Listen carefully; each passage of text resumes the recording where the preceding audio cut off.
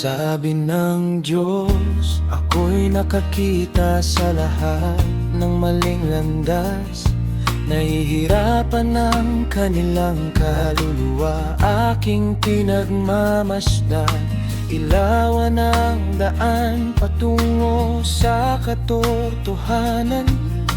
Pag-asa at babala sa kanila ibigay.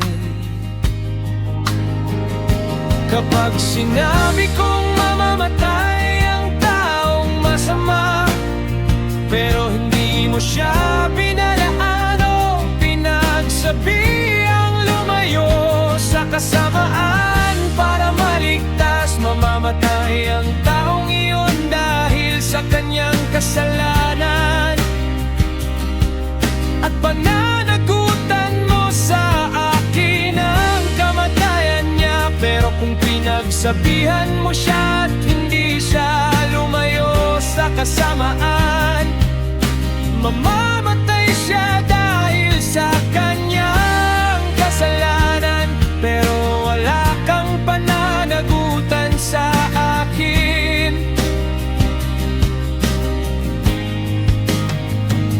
Ito ang wika ng Diyos Ama na nasa langit. Hustisya at pag-ibig ang kanyang tanging nais. Kung ika'y tatahimik, sa mali di magsalita, sala ng iba sa kamay mo'y sisingilin pa. Ngunit kung nagbabala at sila'y nagmatigas, ginawa nila'y sarili nilang sala, Diyos ang hatol. Puso'y puspusin ng tapang at pananampalataya sa Diyos na makapangyarihan. Tayo'y manalig, ihayag ang katotohanan, walang pagtatago, pagliligtas ng iba, ito ang ating tungkulin. Kapag sinabi kong mamamatay ang taong masama, pero hindi mo siya pinalaan o pinagsabi ang lumayo sa kasamaan para maligtas, mamamatay ang taong iyon dahil sa kanyang kasalanan.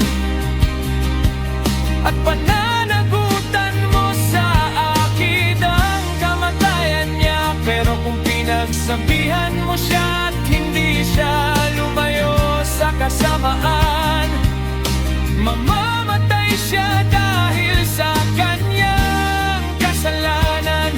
Pero wala kang pananagutan sa akin.